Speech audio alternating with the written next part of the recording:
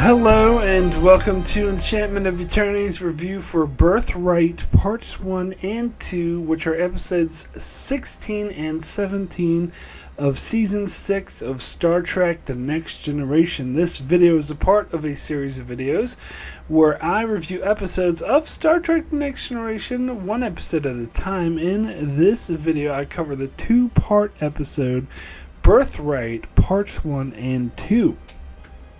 So Birthright Parts 1 and 2 is the episode where the Enterprise goes to Deep Space Nine, where a Uridian approaches Worf and tells him that his father is still alive, which upsets him, but he's eventually convinced to go with the Uridian on a mission to find his father. Meanwhile, Dr. Bashir comes on board the Enterprise and introduces a strange device that gives Data a weird spiritual experience. He wants to explore this more, which he can't explain, so he recreates the accident, which could risk his life. However, he discovers that he activated a dormant program that Dr. Soon had put in to allow him to dream. So now he has the ability to dream every night, which he intends to continue to do. Meanwhile, Worf goes to the planet in question and finds that his father is in fact dead, but there are a group of Klingons who were taken prisoner by the Romulans at the attack on Kittimer 20 or odd years ago, who lived there in peace with the Romulans and had families, and so they refuse to let Worf leave because they don't want to risk being discovered. But Worf ends up building Descent, has the Klingon young people who live there, don't know anything about their heritage of what it means to be Klingon. He introduces that concept to them, which the Romulan camp leader gets very upset about and threatens to execute Worf, but all of the Klingons rebel and say that the Klingon young people have the right to leave and experience Klingon culture. So the Klingons leave with Worf, but they lie about where they came from so that nobody knows where that camp is. So, this is... So when this two-parter was first coming out, I remember reading about it in a TV Guide that it was coming up, because they were mentioning, Next Generation is going to do a crossover episode with, I don't know why I did quotation marks, but it is a crossover. Anyway, they said that Next Generation was going to do a crossover with Deep Space Nine, and that someone was going to come up to Worf and say that his father was still alive. And I don't think they even mentioned that Dr. Bashir was going to be in the episode. I think they were keeping that under wraps. I remember being surprised when I saw him. I was like, oh, look, it's Dr. Bashir. But I was really excited about this episode because this comes right after the hit of string of awesome episodes in a row, which I talked about before. Chain of Command, Ship in a Bottle, Face of the Enemy. Well, Aquiel, let's skip over that. and then Tapestry, or maybe Face of the Enemy was after Aquiel. But anyway, so this comes right after Tapestry, and so I was thinking, oh wow, they're on a hit. In fact, even after I saw episode 1, I was like, wow, they're still on the roll, they're on a hit, this is amazing, blah, blah, blah. But then episode 2 came. Yeah, okay, so that streak is over.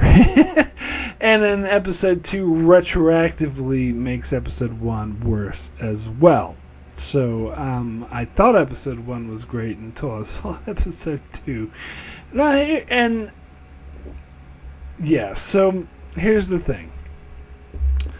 The main reason why I was disappointed in the Worf storyline and why I think the whole thing is a failure, and some people might agree with me, some people might disagree with me, but they copped out in saying that Mogh was still alive, because that was the hook of the episode.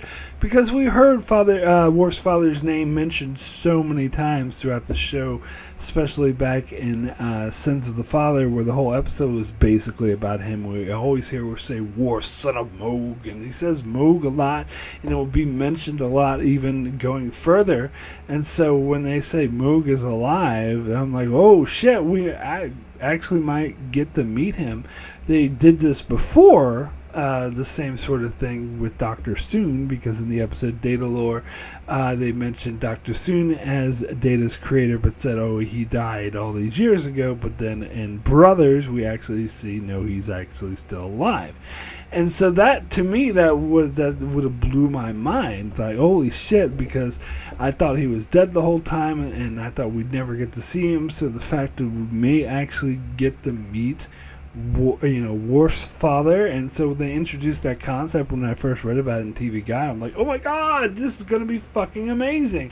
And then watching part 1, where that Uranus is like, no, Mogh is still alive, and then Worf was like being all pissed off because that means he would be dishonored because he's supposed to kill himself rather than being taken captured. But he comes to terms with, that's my father. I should honor him. I should want to protect him and want him to be alive.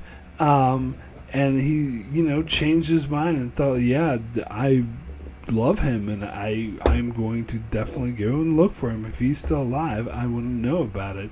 And so that was a really great character story, and I was so excited. I'm like, oh my god, I can't wait for Worf to see his father. This is going to be so awesome. And he gets there and just sees a bunch of random Klingons that I don't really give a shit about, and they're like, oh no, Mogh died. I'm like, I'm sorry, that is a very shitty misdirect.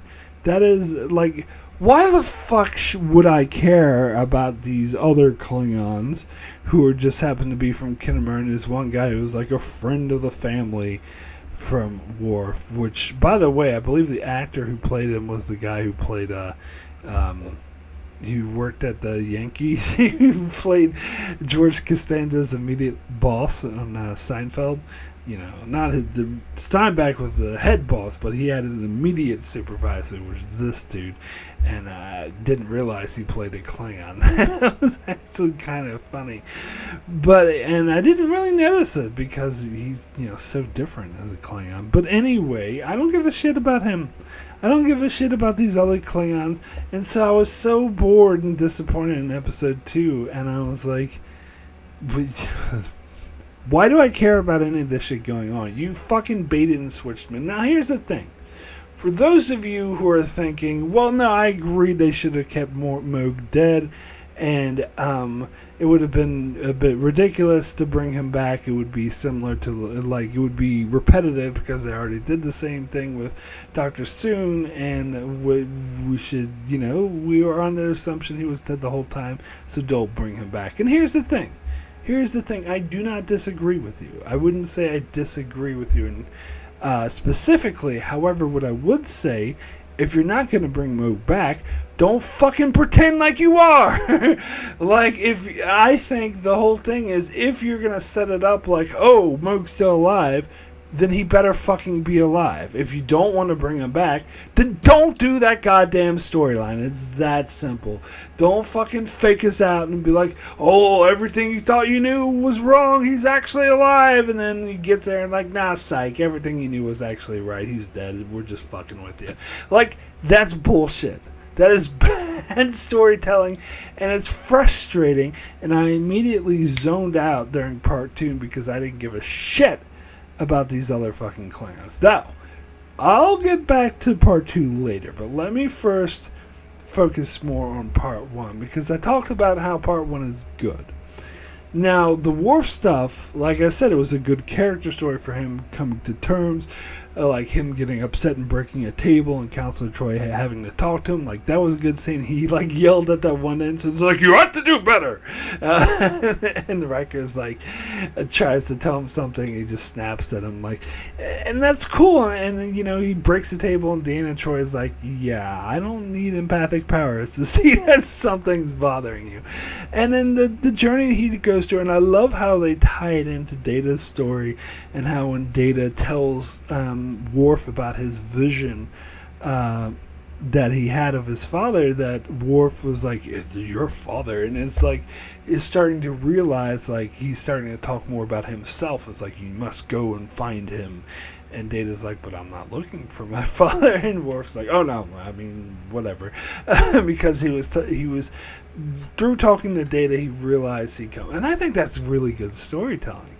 Now, unfortunately, the whole Worf storyline in part 2, as good as it may be, is ruined by the reveal that Mogh is actually dead. It renders the whole thing pointless and a waste of time. So that's what I meant by part 2 degrades part 1. It's not just that, you know, part 2 was bad. It was the fact that it retroactively makes part 1 worse as well. But that being said, the Data storyline is still really good. That's not damaged by that. And I actually think, as it stands, it's easily the best storyline of this two-parter. And that's part of the reason why part 2 is not any good, because they didn't follow up on it. I kept expecting them to do more follow-up when Data's dreaming. Like, they could have at least had, like, a couple of scenes with, like, Data talking to Geordi and saying, oh, I dreamed last night and blah blah blah, sort of follow up. You don't need to do a whole, like, storyline about it, but some follow up. The fact that they completely ignored it in part 2 I thought was very annoying. And another reason why I didn't like part 2, because the Data's dreaming was easily the best storyline. Now, gotta talk about Deep Space Nine, because this is the one DS9 crossover. Although we get an appearance of Quark in season 7, but this is, I think, the only time we actually see the Enterprise at DS9, you know, other than Emissary, but that's over on DS9 in the show Next Gen. I believe this is the only time we see the Enterprise at DS9. And this is where watching the episodes by air date comes in advantage, because if I just watch all of Next Gen and then all of DS9, then I'd be just watching all these Next Gen episodes and Dr. Bashir would just pop up, and I'd be like, oh, so what time was this in DS9? Like, when exactly? Oh, there's Dr. Bashir. Oh, when they're talking about DS9. But because I'm watching it in air date order, I watched the first set of episodes that Dr. Bashir was in, so this fits right in, because, oh, this is season 1 Dr. Bashir, who I've just been watching, and those other episodes, and this is at this stage in DS9. So this is very early in DS9, and they're obviously trying to promote the show, get more people to watch it. It makes sense. The thing is that Dr. Bashir was not a good character in season 1, you know, and he became a much better character, more fleshed out by season 3. Maybe season 2 had a couple good episodes, but season 1 he was still no good. And so it is a bit strange seeing that version of Bashir. So it's not that big of a treat, because they chose a character who was not there, like not fully developed yet, or not together in season 1. Like if they had Sisko or Kira or Odo, or O'Brien. Well, O'Brien would be a stupid choice because he was already on TNG, but or Quark. Like those are all characters who were like fully developed and fully there and good in season 1. Or you know, they had some more development to go, especially Kira, but they were pretty much there in season 1. But like Bashir and Dax were not there. They were a mess, and it would take them several seasons to get right, which is kind of ironic, because Dax was the character who was supposed to be in this episode, but they decided that she was busy filming Move Along Home, so they had Bashir go in the episode again. And it's funny that the two characters that they considered for this episode were the two that they shouldn't have. They were like the weakest two of the main cast. So it's kind of funny that way. You know what? And I will say, I think Bashir works better than Jadzia would, because Bashir's got that sort of eccentric sort of way about him. Although it would make sense that Dax would be testing a scientific device from the Gamma Quadrant rather than Bashir. They try to make some excuse to say, oh, he thinks it's some sort of medical device to try to make up for it. But no, his interactions with like being really using the stuff without permission, like I couldn't see Jadzia doing that, and the way he's like, Commander Data is all happy and everything. Like Dax would be more reserved, and maybe she could do the same thing that Bashir did about being fascinated by mundane details about Data, like his fingernails or his hair growing and stuff like that. That could have worked the same, but you wouldn't have I think their interaction would be less interesting. It would be more mundane, whereas Bashir has that, even though season 1 Bashir kind of sucked, he still had that sort of eccentric, quirkiness to him that actually made those scenes really good. So I actually enjoy the Bashir scenes quite a bit, and I think his chemistry with Data was actually very good, and I did like how that interact. And I think the mystery of oh wait, before I pull into the Data dreaming, I talk about the Deep Space Nine. It was interesting. We did see the TNG cast on DS9 sets, and using DS9 extras, which means Morn. We get Morn in this episode, and I think I remember watching this episode, and I forgot like a couple years ago for the season long reviews, and I forgot that Morn. I was like, of course Morn is this episode. So it was like a trivia question I always asked, like, who were the 3 characters that appeared in the 3 90s Trek shows, TNG, DS9, and Voyager. It's Q, that's the easy one. Quark, which some people forget that Quark was in the pilot of Voyager, and they also forget that he appeared in that season 7 episode, was it Firstborn of TNG. And then there's Goalie Vec. That's the sort of deep cut one, because Goalie Vec had to do with the demilitarized zone in the Maquis. So he was in the episode The Maquis. He was in the preemptive strike episode that dealt with the Maquis on TNG, and he was in the pilot episode of Voyager when they showed him chasing the Maquis. So he was the one. So I thought, oh yeah, it's just those 3, but it's not just those 3. There's more, because the Voyager episode that had Quark on it, when Harry and Tom Paris went to Quark's bar, you guarantee Morn was there. Of course he was. And so Morn is actually another character. Even though he's technically an extra, he's named, and we all know who he is. He was in all 3 as well. I think there might have been some other minor character who I'm forgetting about who appeared in all 3, but I don't know, maybe some extra or something, but they don't count. Well, Morn has it said not an extra. He's more than an extra. It's Morn. Anyway, sorry, I just had to mention that. Anyway, so to the Data dreaming stuff. I actually find this whole concept very fascinating. Apparently, the original idea was Ronald D. Moore came up with was for Data to have a religious experience, and I was like, yeah, I'm glad they didn't go with that. And then Renee Echevarria thought maybe they'd do like a near-death experience, but then they were writing it and they thought that would be too similar to Tapestry, which I think they're right. So they came up with the dreaming sequence, which I actually think is fascinating. to give Data, it makes him more human. I do love that, and I'm a strong component for Data being way more than a robot. I'm sorry, but those people who make comments saying that Data is just a robot, whether I like it or not, they're objectively wrong. He's more than that if he's written well, like in this episode.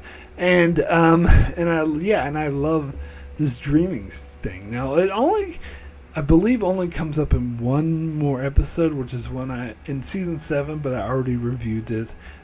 Phantasms, which I actually love that episode. I think that's a really underrated episode. I loved what they did with the dream sequences in that episode, and I love that they followed up, that they didn't just forget about it. Although I think that's the only other episode they mention it, but still, at least they have another episode that was all about it. So I think that makes it worthwhile. And it's such an interesting concept. And I love the whole dream sequence with Dr. Soon. And, he's on the bridge and the Spot's there. And he's like his plants. And he's starting to wonder and curious. Now, I heard an opinion that some people thought that it takes away from it that he used a device to artificially activate this subprogram where he's supposed to evolve on his own to get there. So they thought that was kind of a cheat, and it would have been more interesting if he actually did sort of evolve enough to activate the program. And I can see where they're coming from. I definitely see that point of view, but it's doesn't really make that big of a deal. It's not that big of a deal for me. It doesn't really make a difference. I kind of agree it would have been better if they did it that way, but I don't have a problem with them doing it this way either. It's, potato. It's such a minor thing that doesn't really bother me. It's just, I thought the storyline and Data, like having to his painting to try to figure out the imagery, like that was really good. Like, I love that, and how it actually brought up more imagery that he actually didn't see in his first dream. I just think it's an amazing concept, and I love the way this episode handled it. And as I said, I wish that they actually followed up on it, and even if it was some small brief scene, they should have followed up on it in some way in part 2. Anyway, so now let me get to part 2. So as I said, it was a strike against this episode that it was that they faked out that Mogh was actually dead, which, to be clear, I am aware was revealed at the end of part 1, but still, I hated that fake out. But more than that, like, I was always very confused with exactly what this episode was trying to say. And moreover, I kind of disagree with Worf in this episode. Now, as for what this episode is trying to say, Rene Echevarria had a quote about how his parents were from Cuba, and that he grew up in the United States and so had to deal with honoring his original culture or assimilating into the more American culture. Now, I also had a parent who was from Cuba, but it was weird the way I was raised. They almost entirely neglected their Cuban heritage. At least my father did. We have some aunts and uncles who were more actively promoting Cuban culture, and every once in a while they'd bring, Cuban candy and stuff. And I had a few distant relatives who lived in like southern Florida who was still, didn't speak that much English. My abuela didn't speak that much English either. But he raised me in a very sort of typical American white suburban way. Like, he never taught me Spanish, didn't really teach me that much about Cuban culture or anything like that. So I guess I didn't have that same experience that Rene Echevarria did. I would actually say, and this may sound a bit more ridiculous, that my sort of culture clash thing came more when I moved to New Zealand. Now, New Zealand is a very similar culture to America because they're both, colonized by the English, and that being sort of the dominant culture. But New Zealand's a lot more English than America is. America's more of a mix of multicultural, all these different cultures sort of blended in, where New Zealand is more. There are definitely other cultures in, but it's more specifically English mixed in with the native Maori, and they. Unlike in America, where Native American culture is very limited and doesn't really seep into the main culture very much, Maori culture did. In fact, they tried to avoid the pitfalls of other countries such as the U.S. and Australia that sort of suppressed their indigenous people more and sort of more promoted. At least, the early part of this century they were still being suppressed, but I believe around the 80s, 90s, by the time I went there in the late 90s, they were making a huge effort to promote Maori culture and blend it in. So there were cultural shocks, not just the difference between the American and the more British like New Zealand culture, but also the Maori culture, which was a huge input of I had friends who were part Maori who would give me a hard time if I mispronounced some Maori words, because there were some older white guys who purposely refused to do it, and so they would see it as kind of a derogatory thing. But I'm just bad at pronouncing everything. You guys probably know that by watching my videos, and I try to say, don't give me a hard time, I just suck. And I would make an effort. I would make an effort to pronounce it correctly. I never got that big of a hold on the Kiora. I think it's Kiara is how they say it. Native New Zealanders would be like, Mark, you're fucking it up. Look, I'm doing my best. That's the way of saying hello, goodbye, that sort of thing. It's very common. And there are other common words like kai, which... It's funny, I didn't tell this story in the episode Emissary when I first showed that to who would become my wife and then my ex-wife, who was from New Zealand. And I remember they talked about kai opaka, and I was like, why are they calling her food? Because kai is, and that's a common word.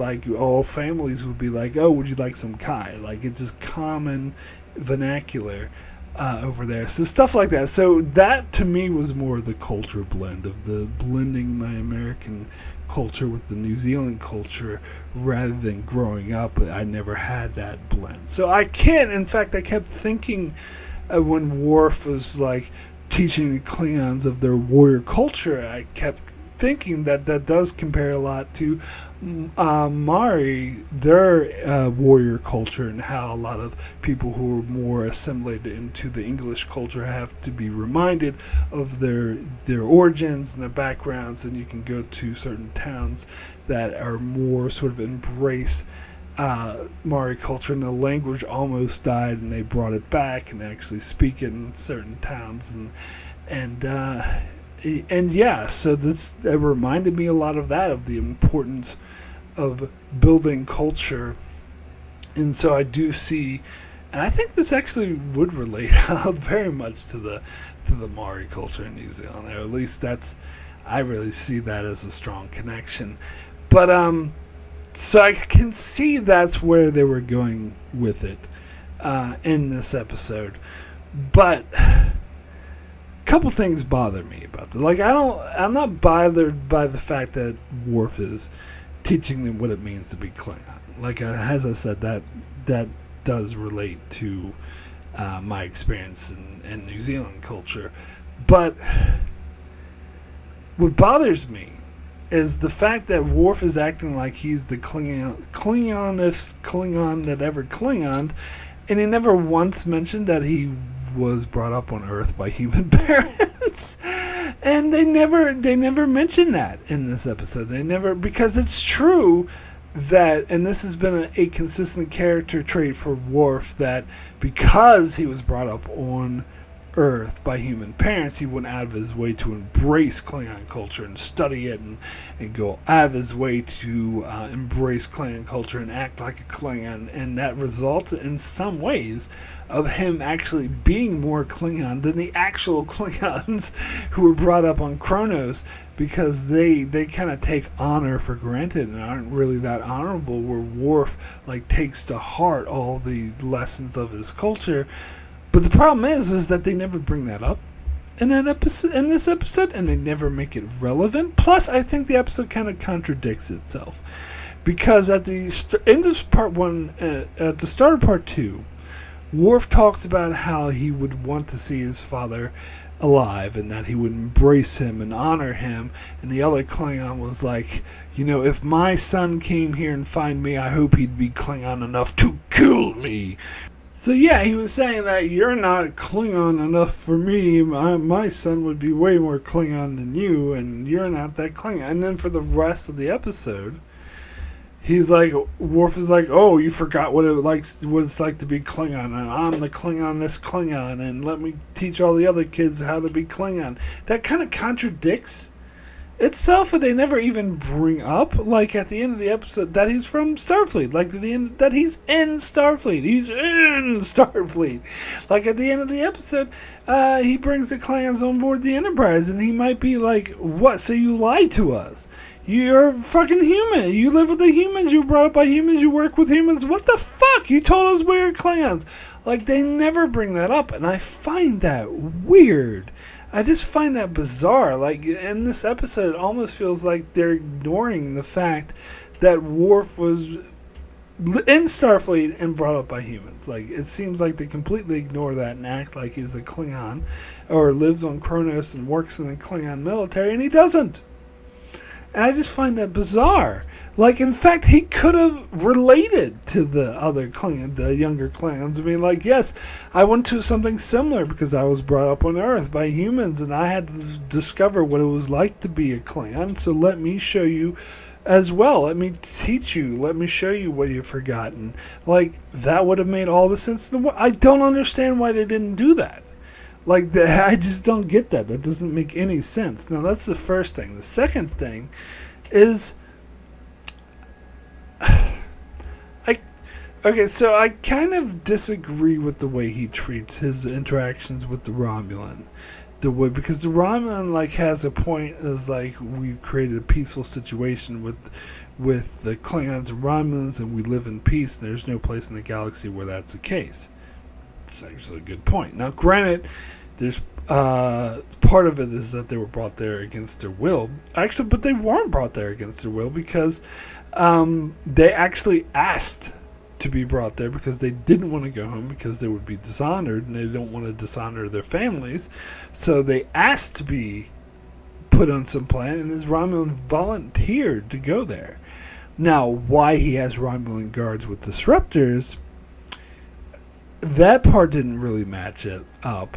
And he's even married to a Klingon, and there's kids who were raised there. You could assume that maybe they didn't show any Romulan kids, but you could assume that they raised the Romulans who were there were living together with the Klingons in peace, and they were all at peace with each other. And Worf is like, yeah, fuck that shit. Let me fuck this shit up. I disagreed with Worf. I think he was wrong to do. Now, teach the Klingons their culture, yes. But say, oh, fuck these Romulans, Worf was actually actively racist towards Romulans, or speciesist if you want to be more precise, but racist sounds easy, better, more relatable. But yeah, Worf was racist against Romulans in this episode, and that's part of what I didn't like. He was like, oh, the Romulans, they're treacherous. And so he doesn't like the fact that the Klingons were living in peace. Now, the fact that they forgot about their culture and they weren't told their culture, fine, teach them that. But the problem is, this episode needed to have a threat, a dilemma, a conflict.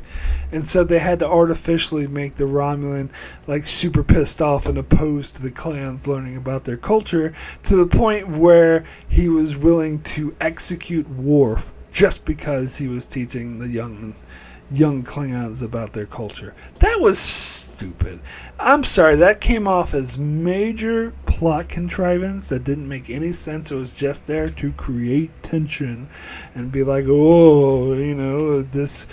And also, the fact that Worf left with all the young Klingons, but left, what's her name, Burrell or whatever her name was, who was half Romulan, behind.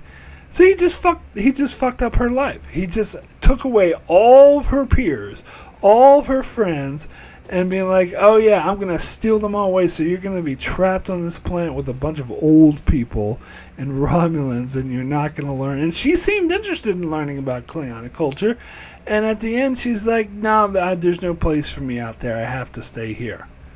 That seems kind of fucked up. It seems like if she could have taken her to like a neutral planet where there were some Klingons living there, maybe even, well, probably not Romulans, but still something where they're more open to having mixed race. So like not necessarily to Kronos, because they would probably be prejudiced against her a lot, but maybe some other place or where it was more multicultural, and like someplace in the Federation, like taking her to the Enterprise, they would have been very open to her, and he could have taught her more about Klingon culture there, kind of like Zial when she lived on DS9, because she was half Bajoran, half Cardassian. Like, she could have done something like that. Like, why did Worf just leave her there? And why, like, I don't know, that frustrates me. Now, getting into her character, first of all, I'm sorry, people still complain about Neelix and Cass, where Cass is essentially in her 20s, even though technically they say their species age differently, whatever, which makes it weird, but essentially she's in her 20s, even though she's technically 2. They age a lot faster, so it's not like she's going to wait till she's 18, because she'll never be fucking 18, she'll be dead, because they age faster. So I don't understand these people. Anyway, that's a whole nother thing. People complain about that when they shouldn't. What they should complain about is shit like this. Worf is what? In his, let's be... If we want to be the most fair and the most conservative estimate, let's say he's in his 30s. She's clearly a teenager. Perhaps younger than 18. Well, who knows how the fuck Klingon ages work because of the Alexander thing, but that was just plot contrivance anyway. But regardless, she's clearly not an adult yet. And they show romance between Worf may even be in his 40s in human years. Now that's creepy. People are wrong to focus on the Neelix and Cass thing, where they should focus on shit like this or the Garrick and Zial thing. Yeah, that's fucking creepy as hell, but I'll get to that later. Like, she's supposed to be 14. But anyway, like this. Yeah, the scene when they kiss and the romance, which is so poorly... It's not developed at all. It just comes out of nowhere and there's no real chemistry. Like, I think he works as kind of a mentor type character to them when they all of a sudden start kissing or whatever. I'm like, not only is it creepy and disgusting because of how much older he is than her, but also it just seemed artificial and unearned and out of nowhere. And so, yeah, that was terrible. And, the other thing that always bothered me about this character is Worf is like shocked when he sees her ears. It's like, oh my god, you're a Romulan. I'm like, fucking duh, Worf. How big of an idiot are you that you can't see that she has like clear like Romulan like pointy ridges that all Romulans have on their forehead? How could you not see that? It was so obvious. Like, as soon as I saw that character, I was like, oh, that's a half Romulan, half Klingon. Seriously. Without reading any spoilers, I saw that character on screen and I was like, oh, she's half Romulan. And Worf, the dumbass, couldn't figure it out until he saw pointy ears. What kind of a moron are you? Now, to be fair, that may have to do with the disconnect between the script writing department and the makeup department. The makeup department probably wasn't supposed to make it so obvious that she was half Romulan. But they did. But anyway, so that's another thing that kind of bothered me. Yeah, and also the whole conflict between Worf and the Romulan guy who ran there. It's like, I don't know. It seemed fake, and I didn't really buy it. So, yeah, and as much as I applaud the effort to do something like, teaching people about the culture that they have, but they weren't raised in, and they weren't raised that way, and then reteaching them about that culture, I appreciate the message behind it. But they fucked up the execution. Like, it makes no sense. They didn't have Worf. It mentioned the fact that he was raised by humans or worked in Starfleet. They just ignored that and tried to pretend like that wasn't the case. And they had to artificially made it so the Romulans were pissed off about them learning about their culture. And they also, created this, the stupid conflict between Worf and he was being racist towards Romulans the entire episode, and actually he was in the wrong for not seeing the value and the fact that they created a place of peace between Romulans and Klingons. And so they fucked it up. This second episode was a disaster. A disaster. Anyway, I would now like to thank my Patreon supporters for supporting me on Patreon. Still very much appreciated.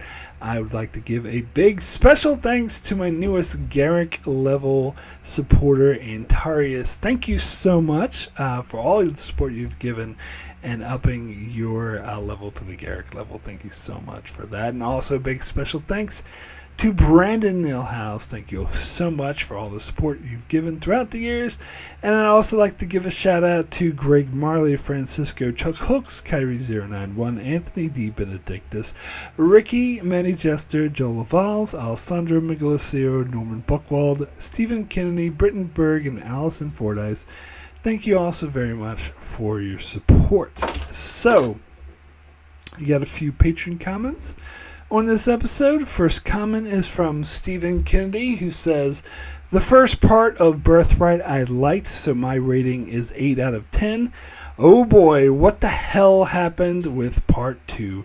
Star Trek The Klingon Academy. So my rating for part 2 is a 4. If Alexander ever finds out that Worf became a role model to young Klingons, maybe he did from Torque years later, and that is why he hated him on DS9 out of 10. No, Alexander had plenty of other reasons to hate Worf on DS9, to be fair. But yeah, I hadn't considered that he was actually being more of a father to these Klingons than his own damn son. Yeah. Well, to be fair, maybe it's because these Klingons are actually more interested in learning what it is to be Klingon, which Alexander never seemed to be interested in that. But then again, Worf shouldn't neglect him because, he doesn't want to be Klingon, so fuck him. Basically, bad father. Anyway, next comment is from Norman Buchwald, who says, the first part of Birthright would be a continuance of the bangers that were happening by this point in season 6. Data's story especially rather strong, and the beginning of Worf's story definitely had intrigue. Then came part 2, give me a pillow so I can take my next long nap. Part 1 by itself, an easy 8.5 TNG/DS9 crossover out of 10, but if also including part 2, sorry to be harsh, but I'll give it a 5.8 out of 10. That is both of them together. I almost always skip over part 2 of this one when I'm watching TNG linearly. Also, sorry if you're going to have us believe Worf's father is still possibly alive. There really has to be an outstanding payoff, and instead we get a lame Native American boarding school metaphor, decades after it was a hot topic in the United States. Actually, that is another probably more analogy that they were more thinking of is the Native American boarding school. I hadn't heard much about that. I heard more about the because I saw a couple of movies about the way they treated Aborigines in Australia that they did as recently as the 1950s, I believe, or 1960s even possibly, where they would take those of mixed race who were part Aborigine, part white, and steal them from their families and force them to go to boarding schools where they forced to raise them white.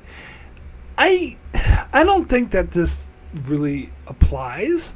Like, they try to make it that, but it's not really that, which is part of the reason why I have a problem with Worf being so racist. And the Romulan, like, all of a sudden denying the Klingons to learn about their heritage doesn't make any sense. It's like they're trying to make it that, but it's not really that. I don't know. Anyway, next comment is from Antarius, who says, I really like the idea of TNG and a DS9 crossover, but the opportunity was wasted because the plot as it is could have happened on a space station instead of having the two crews have an adventure together, or at least have a plot related to DS9. All we see is Dr. Bashir, Morn, and very few scenes on board DS9. Picard is not meeting with Cisco or any Bajoran official. The whole premise of bringing the Enterprise to Bajor to restore the water system is ridiculous. Does the Federation not have any experts on this topic, so Picard is forced to study water canals in the ready room? The story about Data developing the ability to dream was easily the best part of the episode. Data's paintings are not bad. He should exhibit his art instead of reading his poetry. The second part is weaker, and I question Worf's role and actions. On this planet, Klingons and Romulans are living in peace and have overcome their prejudices and mutual hate. In my opinion, there is far too less recognition for this achievement in this episode. Totally agreed. Yes, because of Worf, the children can now choose how they want to live and discover their heritage, which is a good thing on one hand, but on the other hand, in the interest of peace, maybe forgetting or accepting some martial traditions and outdated is not a bad thing either. That's a very good point. As long as being a warrior is the ideal, Worf teaching them, I'm skeptic of if this is a good thing. We've had too many ways in our history that broke out because one culture was too militaristic and thought war is the solution to all problems, and a soldier is the most noble of all. Germany before World War I and II. In my humble opinion, the boarding school metaphor doesn't really fit because the circumstances are mostly different. My rating is 4 out of 10.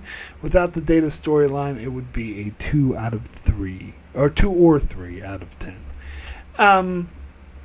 No, I totally agree. I don't think the boarding school storyline actually does fit. I think you bring out an excellent point that maybe, raising them in a more multicultural fashion is actually kind of a good thing. It brings about peace, and it's all good to teach the clans about their warrior heritage. Like the Romulan denying that was done just for plot contrivance. So him, the Romulan denying them that was a bad thing. But at first, he wasn't really denying them at first. Like, he was all for, taking the kid on a hunt. It's just when they started singing Klingon songs or whatever, and they did know a couple of the Klingon songs, they just didn't know the true meaning. So, yeah, I think the boarding school metaphor fell apart. If that was they were going for, they failed. That's not what they showed. And Antarius brings up a very good point about having culture be too militaristic, because where they always think the solution is war. Like, you can still teach them about the war heritage without being racist. The way, I'm sorry, that Worf was. He was being totally racist against Romulans. Especially his reaction to what's-her-face when Burrell or whatever, when he found out she was part Romulan. He later apologized for it, but then he said, oh, you can't help what you are, and she rightfully pointed out, is there something wrong with what I am? So he was still being racist even when he apologized. So, yeah, Worf was kind of in the wrong in this episode. I'm sorry he was. Anyway, next comment is from Ricky, who says, I love the TNG DS9 crossover concept, but I hate the execution of it. Don't get me wrong, I love the interactions with Dr. Bashir and Data. I also really liked the Data aspect of the episode and the dreams, which would be a major theme in Season 1 of Picard. But I absolutely hated the Worf storyline, specifically in Part 2. Part 1, I didn't mind it as much, but damn did the second part suck. I mean, all of these Klingons being in prison and Worf teaching all of these people what it means to be Klingon, such as the way to hunt and the way to sing and the way to talk. I just got so bored with the episode. It ended the stretch of awesomeness. So Part 1 I would rank as a 6, and Part 2 I would rank as a 2. So my overall rating would be a 4 out of 10. So there's a good point Ricky and Antarius made about the DS9 TNG crossover, that the execution was kind of off. But, you know, I actually didn't have that big of an issue with it. I mean, Antarius did make a point that they should have done like a full-on crossover, like and we could have seen Picard dealing with the Bajorans and have him in the meeting with Kira and Picard and Dr. Crusher. Like, that would be really fascinating. Like, I wanted to see that meeting. But on the other hand, it's budget reasons. I understand there's practical reasons why they wouldn't do that. I'm not sure why it doesn't make sense to me, but I don't know the inning workings that they would probably have to pay if they wanted to have like Sisko and Kira or Quark pop up. They would have to pay each actor like a lot of money, and they couldn't. Maybe they were trying to keep costs down, so they said, "Oh, we can only allow." And plus, they were busy filming Move Along Home, so they would have to rearrange the schedule in order to get these actors. You notice that's why Bashir disappeared in Move Along Home. Someone even reviewing Move Along Home said when Bashir disappeared, they're like, "Oh, Bashir disappeared so it can go over and do the Next Generation episode," which basically was true. So yeah, there were probably practical reasons of why they couldn't do it, so I'm willing to give it a pass, and I am happy with what we got. I would have preferred a full-on crossover for sure, but it was still nice.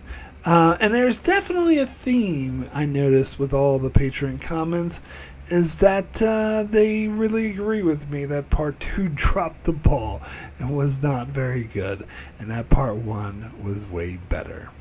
So anyway, my rating for Birthright, Parts 1 and 2, out of 10, I'm going to give it a 5. Average, and again, Part 2 brought it down. So if I were to do, again, this is one I would like to do separately, but I don't, because I set that tradition that I always do 2-parters together, so I'm not going to break that tradition.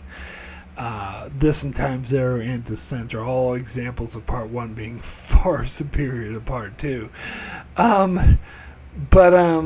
If I were to rate them separately, Part 1 would get an 8 out of 10, and Part 2 would get a 3 out of 10. Yeah, maybe not a 2. Almost might go as low as a 2, but I'll give it the benefit of the doubt and give it a 3. So, meaning in the middle would probably be more like a 6, but I think Part 2 brings it down too much to give it a 6, so I'll give it a 5. It gives a poor rating because not only, as I said, not only does Part 2 hurt itself, hurt the 2-part as a whole, it also damages Part 1 a bit, because the Worf storyline in Part 1 is now worse for wear because they didn't actually pay it off the way that they should have by actually fucking showing Mogh. As I said, if you don't want to show Mogh, don't fucking tease him. Like, if you're going to tease him, you gotta show him. And they fucking failed on that, in that regard. And so it damages Part 1. So in retrospect, it makes Part 1 worse. So maybe even would give it a 7 due to how bad, if I factor in how bad Part 2 damages it. But anyway, so overall rating is a 5. Average. It's not, like, as a whole, it's not one of the worst episodes ever, just because the Data stuff was so good. But yeah, it's definitely not a good one because of the second part. The second part's really not good. Anyway, so that is it for my review of Birthright. So coming up next on my channel on Wednesday will be my review of the DS9 episode, The Passenger. And Thursday, speaking of this episode, I'll be over on Patreon to do my revisited for Move Along Home. Revisiting this over on Patreon for the Patreon supporters. And then on Saturday, back here on my main channel for a new public review for the Negus. You must protect your Negus. Anyway, is that what he says? I'll find out when I watch it. And on Monday, back over with TNG with Die Hard on a spaceship or Starship Mine, as they chose the card. They should have just called it Die Hard on a Starship. But anyway, so that's what's coming up on my channel, so be sure to check it out as I continue to cover Star Trek Next Generation and Star Trek Deep Space Nine and many other shows as well. So be sure to subscribe so you can keep up with all of that. And thanks a lot for watching.